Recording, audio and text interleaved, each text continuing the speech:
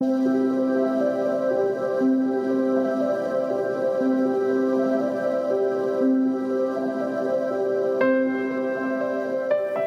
are listening to a podcast by the Little School of Happiness. My name is Sandra Hayes and I'm your host. Here you will find episodes on all the Vedic teachings like yoga, Ayurveda and Vedic Astrology. For more information about me and my offerings, please go to sandrahayes.eu, or if you're in Germany, sandrahayes.de.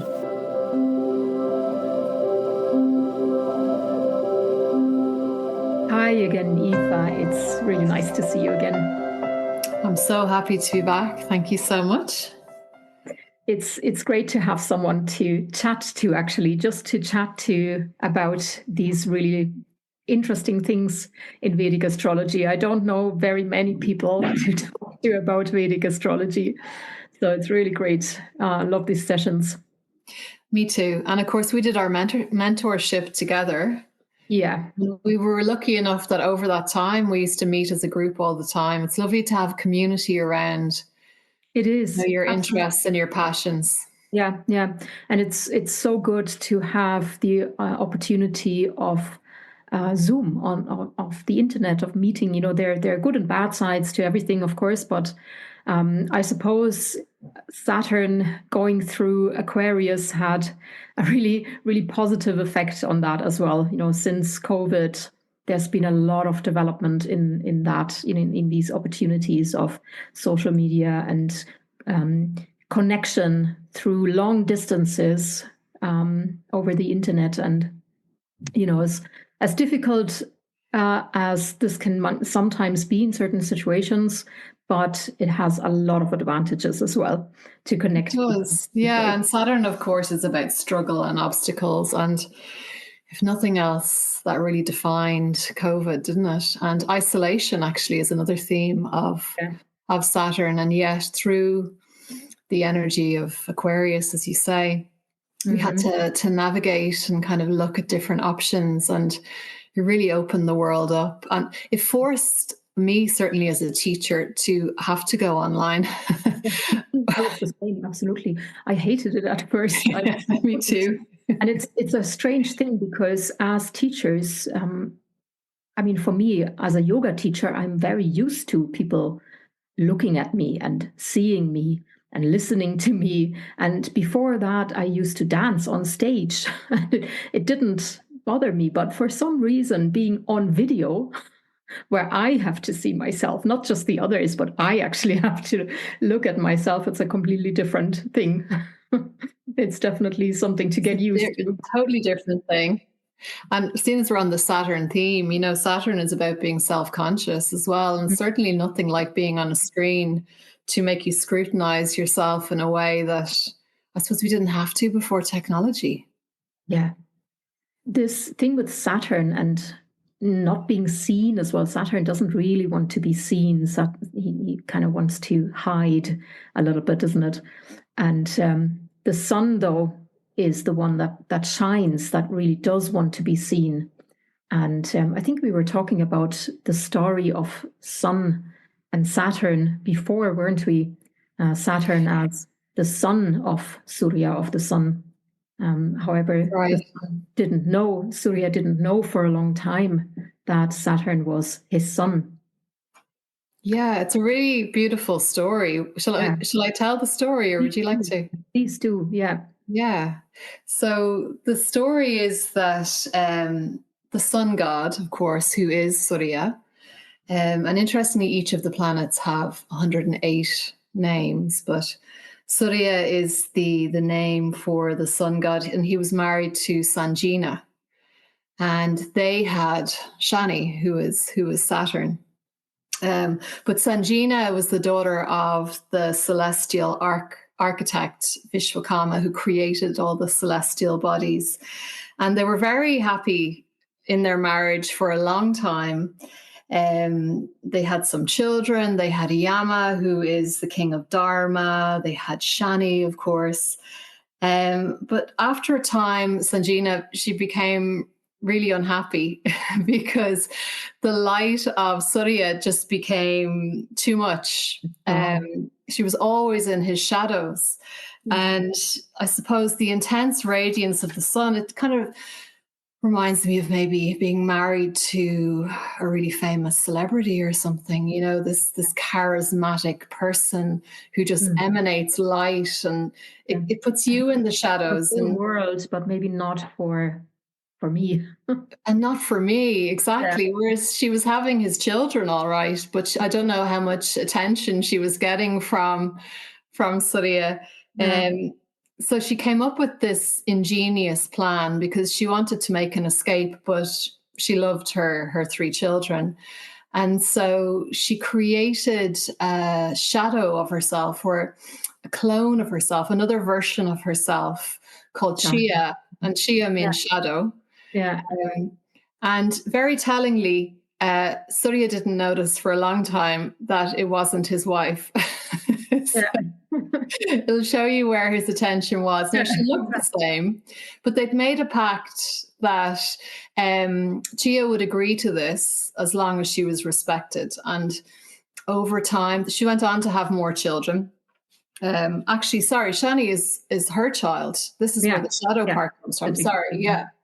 And so they had children, and over time, her attention went more to her own children that she had with Surya, and she started to pay less attention to Sanjina's children. And then there was just some disruption. The children were questioning their father, and Surya started to suddenly realize, hang on, maybe things are a little bit different here. And because Chia was starting to be disrespected, they'd broken the pact. And so she admitted that she was not Sanjina. And I'm always fascinated as to where Sanjina went. So when she escaped, she changed herself into a mare, into a horse. Yeah. She escaped to meditate in the woods. I mean, how beautiful is that? Yeah. That's really beautiful. Yeah. Yeah. All that time in the woods. Beautiful. And once the sun realized his mistake, he did dim his radiance a little, and he did find Sanjina, and they did repair their marriage. And they actually then went on to have the Ashwini Kumars, the physicians of the gods. Yeah. And so it's a very interesting story of ego, isn't it? And of relationship and marriage. But it also, because Shani went on to realize he was an illegitimate son, there was always then a dispute between Surya and Shani. And this is the play of light and dark, as you say, the shadow and the light. In another version of the story, there's Sanjina who came back because she was resentful to her shadow self, to Chaya.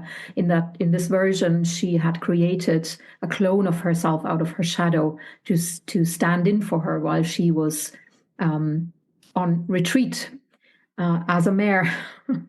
And during that time, the shadow self had the child, and when Sanjina heard that, then she got resentful and she banned her back into the shadows and brought up the child without telling anyone that it isn't hers, but she was resentful toward him his whole life. So he grew up like a Vedic Cinderella kind of thing. He was just not, he didn't get the attention that all the other children got, or the love or the protection, and he did have to just do all the work and be in the corner. And this is how he was brought up. This is one version of the story, which I find quite insightful actually as well, in terms of the meaning of Saturn, because also Saturn has to endure. He's in the shadows. He does not get a lot of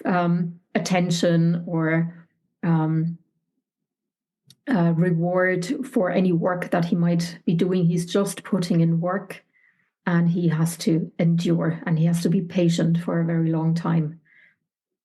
It also forms a really good picture of the power of the sun. He's the king of the cosmos. Yeah. And of course, the king can be very generous to his community and his kingdom. or, he can be very greedy and destructive. And the power of the sun is that it's life-giving. A little bit of sun is a beautiful thing, it nourishes us, it nourishes the earth. Too much sun is destructive. Yeah. And it's always aligned, I suppose, with this image of the ego. Yeah, that's it. Yeah. And it's interesting to consider where we talked about, debilitation and exaltation in one of our other sessions. But exaltation is where a planet is raised to its highest potential in an energy that completely lifts it up. Yeah. And for Sun, this is Aries, which is a very fiery place, the place of leadership, of the natural first house of self. And of course, the Sun represents the self, vitality, constitution. And it's debilitated. It's really challenged in Libra, the natural seventh house, because this is all about the other person, dissolution of ego, harmony and balance in relationship. Mm-hmm. And it's a place of struggle for the ego. But of course, where we see debilitation, there's also beauty, because this is selfless service. This is seva. Yeah, and as you know from the story, as you've just told it really beautifully, the sun has the ability to bring back its own ego and make himself a little bit smaller in order to relate to someone else. That teaches us about relationship and what we have to do in order to have good relationships. We do have to, bring our own ego. Having an ego is important, is a function. According to Samkhya philosophy, the ego is the I maker, the ahamkara. It's an important function of the mind that allows us to discern, even to distinguish between me and you or anything else. So having a good sense of self, who am I, as opposed to someone else, is important, of course, but to not let that ego lead the way. And that's what we can learn from the sun. Absolutely, to know thyself. And it's really important to look at where the sun is in a chart, to really understand the self. And this is part of the journey, of course. Yeah. This was actually this was my particular journey, actually, as you described it, sun in Aries, because that's what I have. And interesting. And yeah, with a little combination of Rahu in the seventh house, my struggles were always, I think, within relationships. By learning, and I wouldn't say struggles. I wasn't really struggling always, I had very good relationships, long-term relationships, but not like some others. One long-term relationships. I had more than one long relationships, and it's often for me within that realm of relationship that I really learn about myself a lot. It's like, it's like my partner provides a really honest mirror for myself. And it is that way only if I manage to stand back my ego a little bit, then things can function. Yeah, that makes a lot of sense. Holding up a mirror and working with unresolved issues within yourself. That's the gift of a relationship, isn't it? Yeah, absolutely. But I suppose sun in Aries would maybe always have a little bit of control, maybe, or dominance, or some kind of work to do there, perhaps. Yeah, and I don't have that actually in relationships. I don't think so, but I definitely have that in the area of work, of my career. And it happens that Aries falls into my 10th house. And it does definitely show itself up in career. Now, I really am someone, I've been self-employed for a very long time, and I wouldn't want to have it any other way. I do like working with others, but I do definitely like to be in control of how I work or how I create, my trainings, for example, or yeah. It's a very independent led energy, right? Because I wouldn't be able to sleep at night if I was self-employed. That's not stable enough for me. And it's interesting to look at it in frame it in that way, isn't it? Yeah, absolutely. Yeah. I suppose it's the qualities of leadership are very much embodied within this energy. But I often think of it like, a deep-rooted old oak tree. The leadership should be able to create shade for other people and stability and be grounded. Whereas if we look at the quality of a sun, if it is in a placement where perhaps there's more selfishness involved, the leadership is not about other people, it's all about yourself. And I suppose that's the danger with potentially with a strong sun.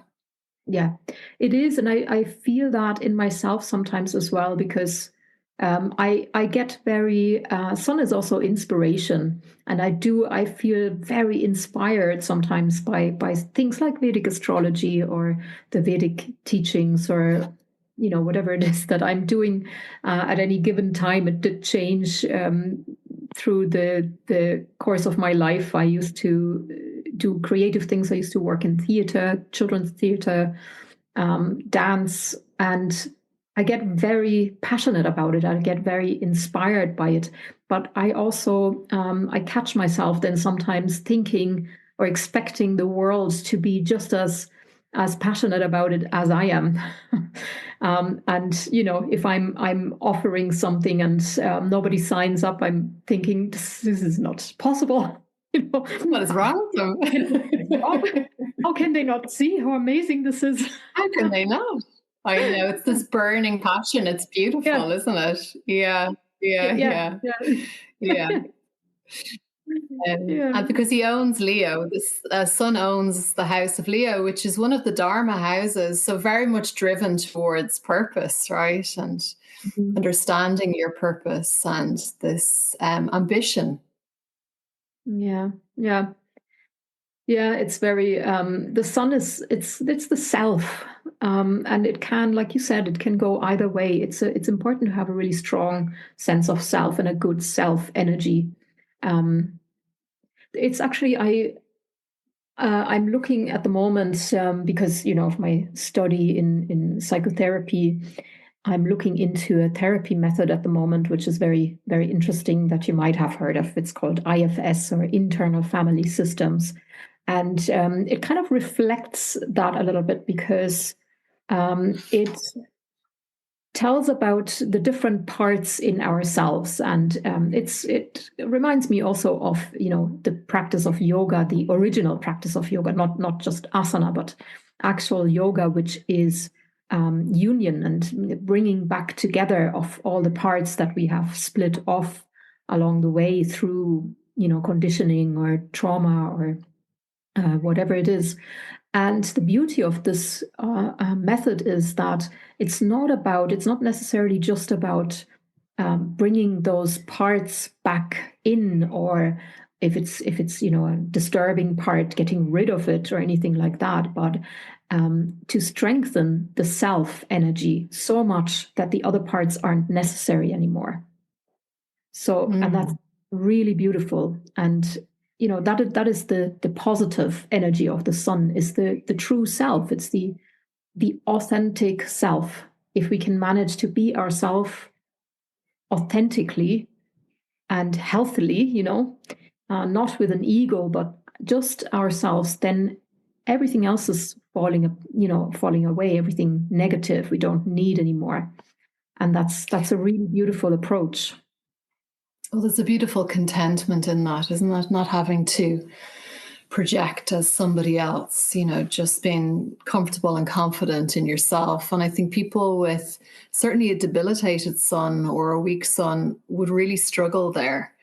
And that might be part of their journey in this lifetime, to find their voice and to do some work, maybe some psychological work or some psychotherapy work to really deeply understand self. Yeah, absolutely. Yeah. My partner actually has a debilitated sun. And yeah, he certainly would struggle a little bit more to show himself openly and authentically in public, in social situations. He has to feel very safe with people to really, come Well, out of that's fascinating then, because you're an exalted sun and he's a debilitated sun, and here you are coming together. You're the extrovert, he's more introverted. It's the perfect it. example because, Yeah, of course, you're much more comfortable in company because the sun wants to be in front of the world. It's Digbala in the 10th house, the highest part of the horizon.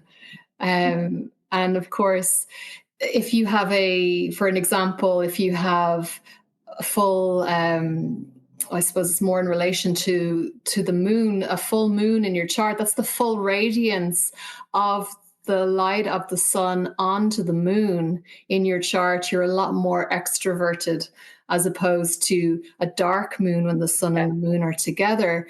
You are a lot happier on your own. You're more introspective.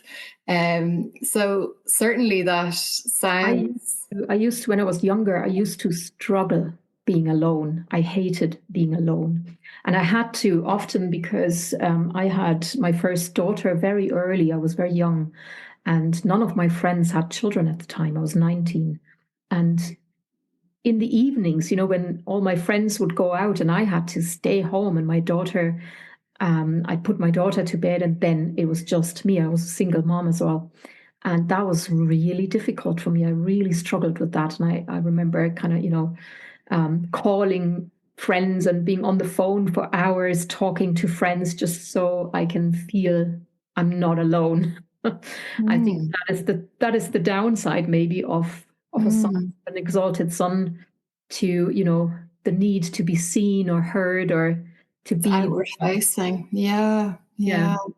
And we share that in common because I had a child very young as well. yeah, yeah. And I was born into coming back to Saturn now, but of course, Saturn being the son of the sun, Mhm. they're related. I was born into, well, just the very end of Jupiter, but mostly into a Saturn Dasha, which made me old when I was young. And we were in the same situation, and yet I was perfectly happy to be at home. Yeah. Yeah, yeah. That's so interesting, to compare these things to see, where in the chart does it show up. It's so interesting. Yeah, yeah, Yeah. again and again, it's playing out, and And you we have a have very strong the gift Saturn of anyway. looking. Yeah. I think you have a very strong Saturn anyway, don't you? Well, Saturn is my lord. He's in Yeah. Leo Yeah. actually, but Yeah. he's my lord. Mhm. Yes, so Yeah. very Saturnian themes in Yeah. my life. All right. I had a look in to see. So I remember talking about this in our studies as to who, like famous people who are Leo ascendants, because I thought, well, if these people are supposed to be out in the world, it'd be interesting to see who's a Leo ascendant because they're very comfortable being in front of a crowd. And interestingly, or unsurprisingly, Trump is a Leo ascendant. Yeah. And the funny thing about that is his ascendant is in the nakshatra of Maga. Like, how ironic is that? Because that's even, you know, Yeah. it's on all the Trump hats. And Yeah. yeah. Yeah, yeah, that's why. Yeah, Trump, I remember also about his chart that he has Rahu in the 10th house, as far as I remember. Rahu, Yes, and Mars is Mars in Leo for him as well, I think, or remember, Mars yeah. is in Aries. Very strong, very Yeah, strong, very, fiery chart. yeah, But another example is Paramahansa Yogananda. And I thought, well, isn't that so interesting? You know, both leaders in their own way, you know, the yeah. president of the United States, but then a beautiful spiritual leader. Would he even call himself a leader? I'm not sure, but has inspired It's about millions of people. inspiration. Yeah, I think that's the difference. It's does someone inspire people, or does he just forcibly lead? And that's a big difference. And yeah, that's why I was saying the Rahu in the 10th house for Trump. because Rahu gives a desire for something, and he gives an urge or like a greed even for something. And the 10th house is to be in the public eye, to be known, to be seen, to be recognized, to be famous, maybe even. And Rahu, though, he also distorts vision, and he gives a little bit of a delusion in that area. And that, I think that is maybe the case, in this type of leadership. What is the intention in this type of leadership? Does this person want to inspire? I'm just looking at his chart now. You're right. In the 10th house, not only does he have Rahu, but he has Sun. Sun as well, yeah. Mm-hmm. And Leo ascendant with Mars, this Martian energy in Leo. Mm-hmm. Yeah. And with the Sun in the 10th house, he will shine, he will inspire people.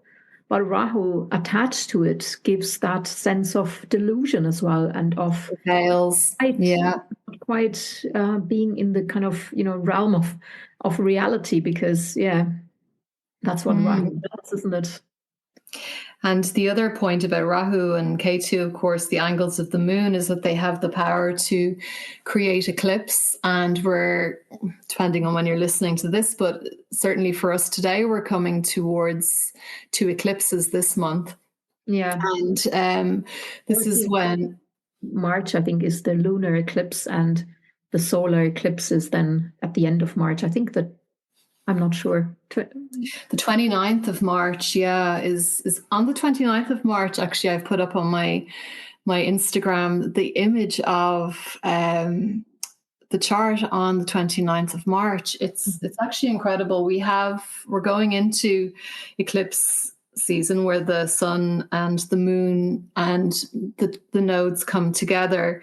But we have, I think, 5 planets in Pisces on the 29th of March. So in Pisces, Saturn moves on the day of the 29th after over 2.5 years into Pisces. Rahu is there, just about to move at the end of May. The nodes are moving. Venus has just come in. Mercury is debilitated and retrograde there.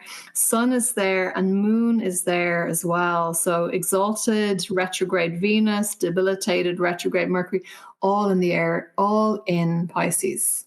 That's very intense. Very intense. I actually have a very populated Pisces anyway, because I have my Atmakaraka there, which is Mercury. So Mercury is over my Mercury now, and Venus as well.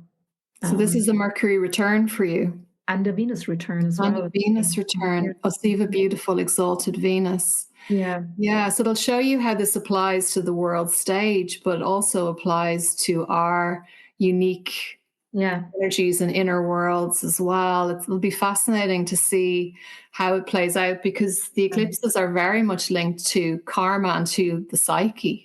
Yeah, absolutely. And I remember Marianne had explained it very beautiful to us once, in saying that when the light is overshadowed, when at the time of the eclipse, there is very little prana, there's little vitality from the light. And it's like the world or the universe is holding its breath. And then, though, when it's exhaling again, when the light comes in again, it's like it goes with new energy, and it's going maybe even in a completely new direction. It's like the wheel has stopped turning, and when it starts turning again, it might go a completely new direction. And that's a beautiful way of putting it, because it is a time for spiritual change and evolution. But like little landmines going off, within the psyche, it certainly is a time for change, and change can be difficult, of course. Yeah.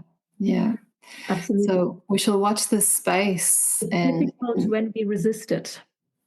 Difficult when we resist it. Yeah, absolutely. I actually remember my yin yoga teacher from years ago, Josh Summers.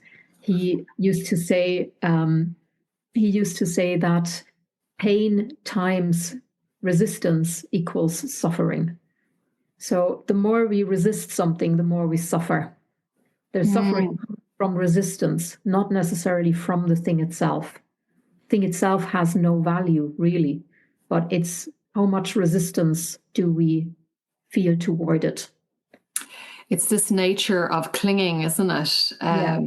This attachment that we talk about, and of course, through yoga, through Patanjali's sutras, but the ultimate clinging is the clinging to life, which is spoken about in all the texts as well. This attachment, which can create a lot of suffering. Yeah, attachment to our comfort zone, to that which we know right now. And I think that it always comes down to a lack of trust. Because if we were to really trust in the universe and that everything is right the way it is, then we wouldn't have to fear any change.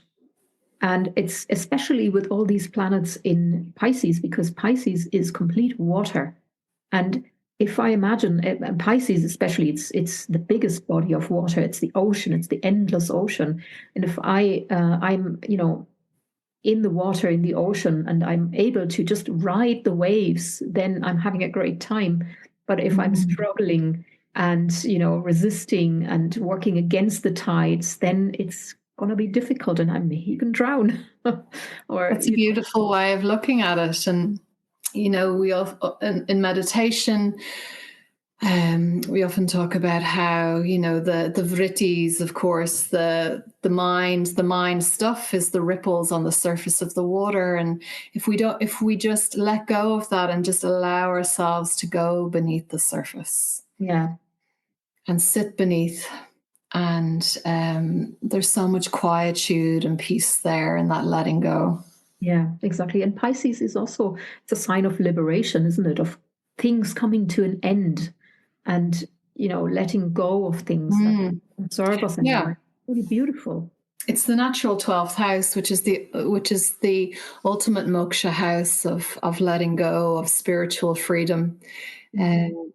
And it is a place of subtle realms as well, isn't it? Yeah. And also it depends on where it falls in, what house it falls into. So for me, it's the 9th house. And 9th house, among other things, has to do with, it's a Dharma house, and it has to do with, my life path, where am I going toward in the future, and also with my spiritual practice, with my spiritual beliefs.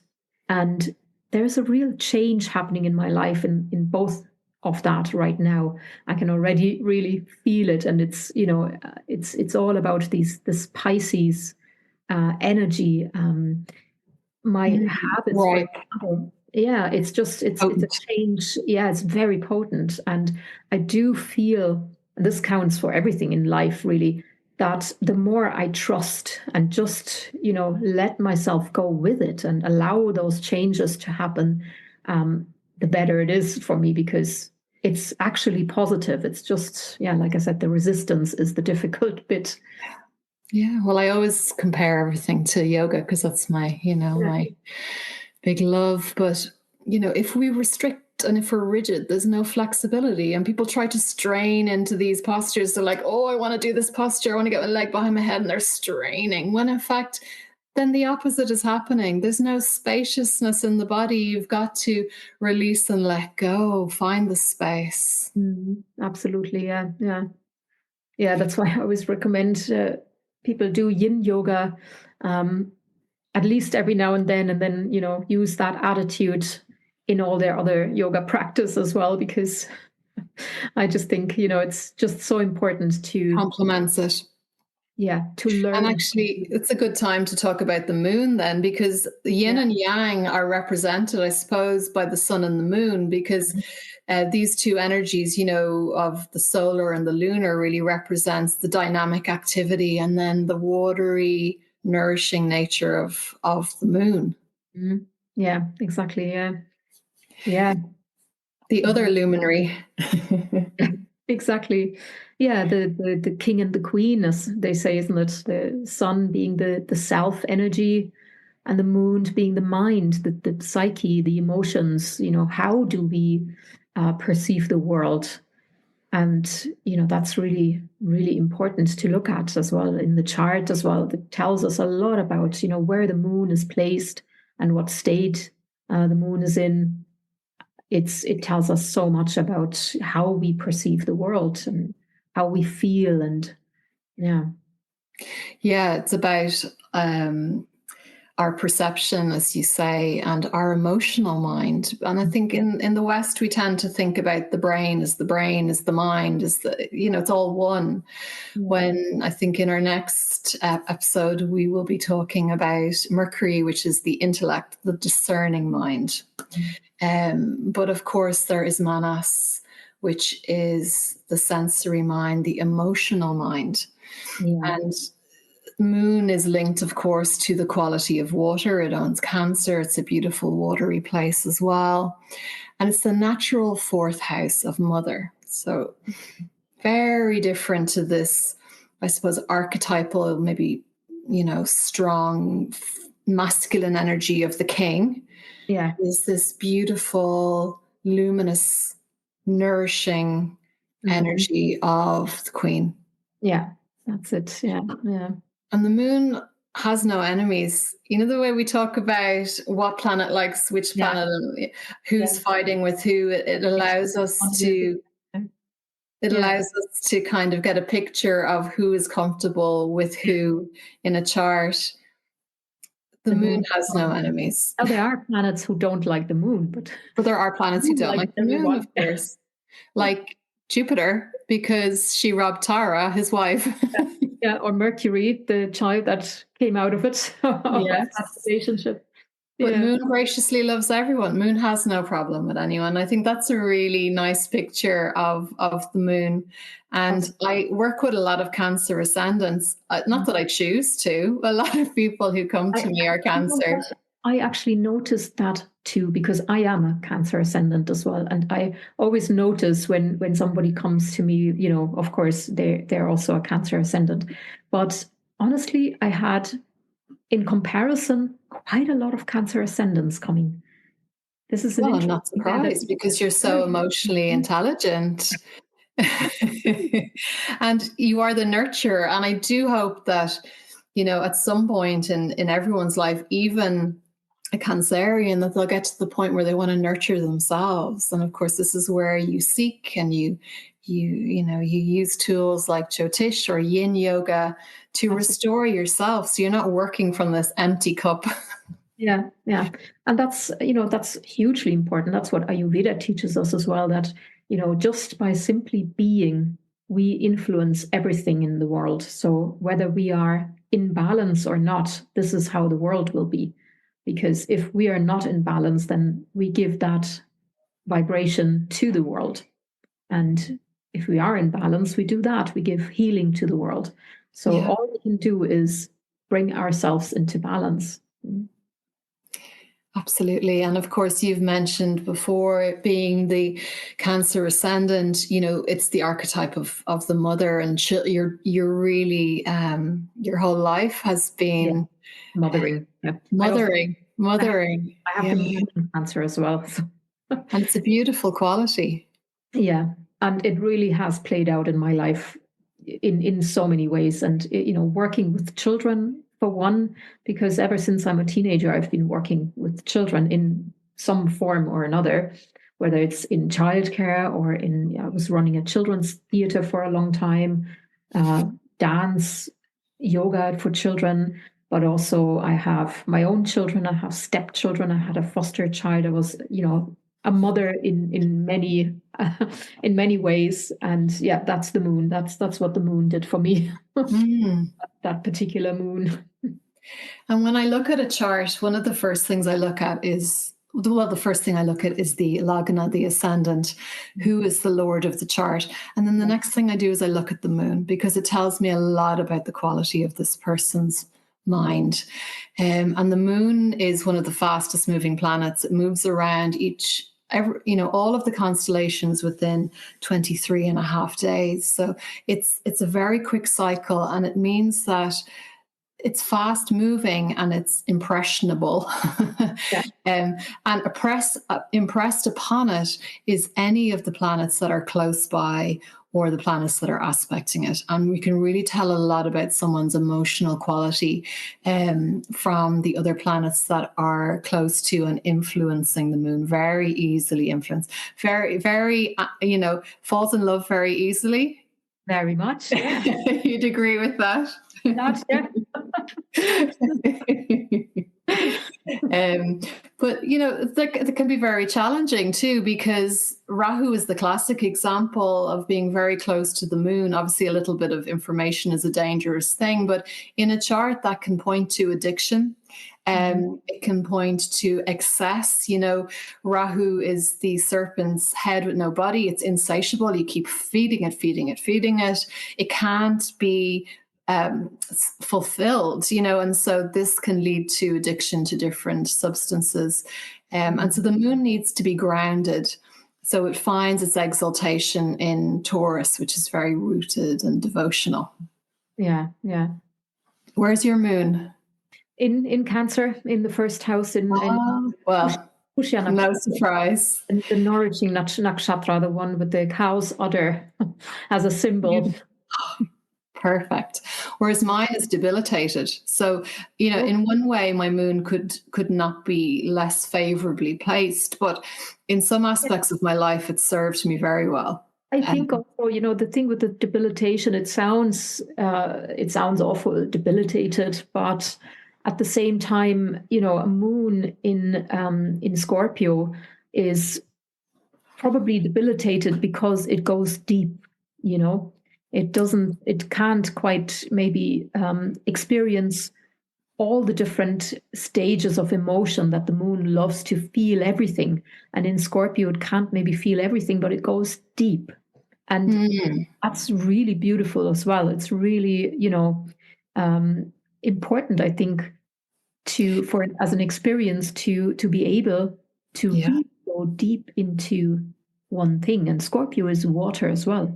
It is, and it's fixed water, which you could equate to ice. So it's held here. Now it's held in Taurus as well, but more in a grounded, earthy way. And of course, the other thing about the natural fourth house, it's like roots, where you have your roots and your home. Scorpio is more fixed, kind of static. And I can, personally, I find that I can get very fixated on things, but I've just chosen over time to be very particular and curate the things that I want to become fixated on, like Jyotish, like Vedic astrology, like yoga. You really have to have that ability as well to really dig deep and fixate on something in order to get to something amazing like Jyotish. And also, I think moon in Scorpio is very attractive. And I think also probably very attractive to the opposite sex. I don't know about that now. You'll have to ask them. I think so. Because of that, it pulls you in. It's like that depth. It's mysterious. It's a mysterious house. Yeah. And, I suppose, I don't know. I think I'm an open book, but I don't know if people can really understand me. There's something a little bit private about Scorpio, only revealing a certain amount. But it is the house of, in Vedic terms, occult. So like a fascination with what lies beneath, the mysteries of life. That's certainly been the case. Mm-hmm. Yeah, absolutely. Yeah. Shall I tell another story? Yeah. I was going to tell the story of the nakshatras because I love this story, but if you want to, you're welcome to. Go ahead. No, you tell it beautifully. So the nakshatras are the lunar mansions, and within each constellation there are, they're divided into these lunar mansions. And of course, being lunar, they're linked to the moon. Now, I have a habit of thinking of moon and Venus as feminine. Now, there is male and feminine energies in every graha, but we know from when we talked about how moon ran away with Tara, that moon is masculine in that case. All the grahas in Jyotish are masculine because they're active principles. And again, here he's masculine. but with feminine principles. So Yeah. the mythology around the lunar mansions, or the nakshatras as they're called, is that there was a king, King Darshan, and he had 27 daughters, and there's 27 nakshatras. And Moon married all 27 of them. So the king gave the moon 27 of his daughters. And the moon was particularly attracted to one, and that's Rohini. And this is where he's exalted in Taurus, in the nakshatra, in particular of Rohini. So I suppose he was spellbound. And he spent too much time with Rohini, and the other 26 daughters got very jealous because they weren't getting his attention. He was supposed to spend the same amount of time. That was the deal with each of the 27 daughters, but he couldn't help himself. So they complained to the king, and the king talked to the moon about it, but the moon couldn't change his ways. And so the king decided to put a curse upon the moon, and he shrank him down. And so he shrank in size, and then they realized, oh God, what have we done? It was one of those moments of, okay, maybe this curse wasn't a good idea. So the king tried to reverse the curse. He gave him a cure, but it couldn't reverse it completely. And so this is the symbology of the waxing and the waning moon, of how it got smaller and then bigger and smaller and then bigger in the night sky, because it was a curse, because he wanted to spend too much time with his very beautiful wife, Rohini. Yeah, that's right. And of course, talking of cycles, the cycles of the moon are linked to menstruation, to the feminine cycle, and fertility. Because of course, before we had any way of telling time or reading the seasons, we had to be able to understand the cycles of the moon in terms of fertility of the earth, and women's fertility as well. So it's really linked to cycles. Yeah, and also every face of the moon, every day that the moon looks different, is a different personality as well, a different goddess connected to it, a different Titi, as it's called so beautifully. And this alone, it's a beautiful story as well, because it gives personality.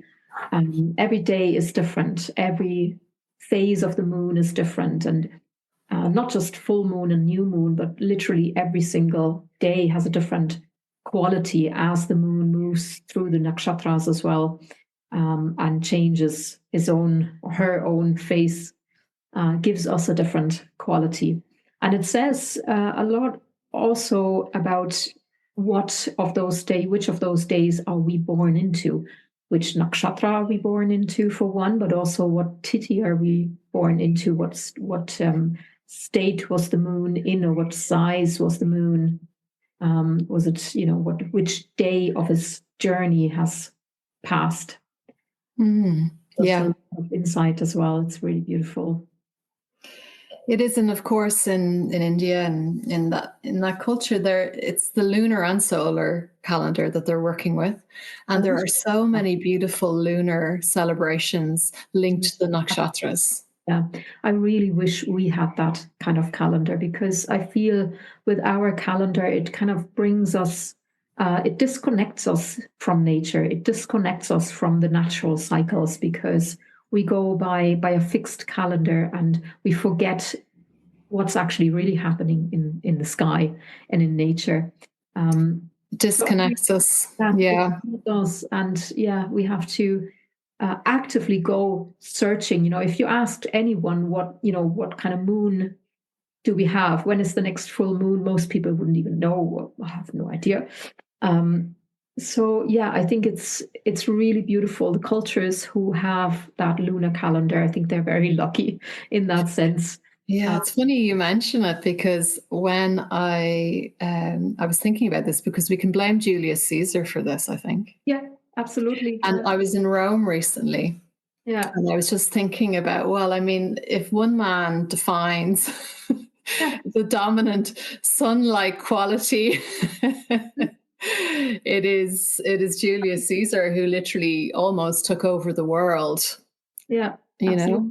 Actually, a little bit of a theme in my book that I wrote, the novel for children, and it's a little passage about Julius Caesar like that as well. That he did try to capture time, and it's just not possible to capture time in that way.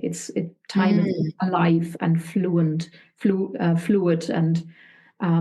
only thing that can really measure time is the heartbeat. And also, if I sit for an hour on the dentist chair or have to do my bookkeeping, this hour is certainly, absolutely a lot longer than an hour talking to you, for example, because we've been talking. Excruciating. Yeah, we're coming up on an hour. I'm glad it was better than a trip to the dentist. Absolutely. Time goes by so quickly. It's elastic. When you're It's in the fluid. moment. Yeah, Absolutely. Yeah. It is. And it's talked about a lot in terms of yoga, and science is only really catching up to this theory as well. But there are, there are these beautiful rhythmic cosmic cycles, and this is why I think it's fascinating that, you can have an ephemeris, you can open it up and you can see exactly where the moon will be in 200 years. You can look back 2,000 years ago and see where it was then. It's that rhythm. Before we wrap up, I had a look because I looked at the famous Leo ascendants. I thought, well, I wonder, is there famous Cancer ascendants? Because of course the fourth house is below the horizon, so they're more behind the scenes kind of people. Yeah. But they are the creatives, the musicians, and the artists as well, And one of the famous Cancer ascendants is Maria Montessori. So you could probably identify with that. Interesting. I actually have her biography standing in my bookshelf since a long time now, and I haven't gotten around to read it. So maybe I will now. Yeah, well, there you go. Marilyn Monroe, who was really the embodiment of feminine. And in the world, but uncomfortable with that, the fame. Yeah. Prince Charles is a famous Cancer ascendant as well. And he doesn't really fit into the mold of the king per se. He used to love the arts in college, and a little bit uncomfortable with that, I think. Yeah. And Albert Einstein. He was a Cancer ascendant. Albert Einstein, yes, with his debilitated Mercury. Really fascinating. Yeah. Well, it's been so nice to talk planets again and astrology with you. Nice. Yeah. We should do this more often. Well, we will. We'll come back. We'll do the rest of the planets. I'm looking forward to it. Well, thank you so much, Aoife. And we'll chat soon again. Thanks, Sandra. Thank you. Bye. You were listening to a podcast by the Little School of Happiness. For more information, please go to sandrahayes.eu, or if you are in Germany, sandrahayes.de.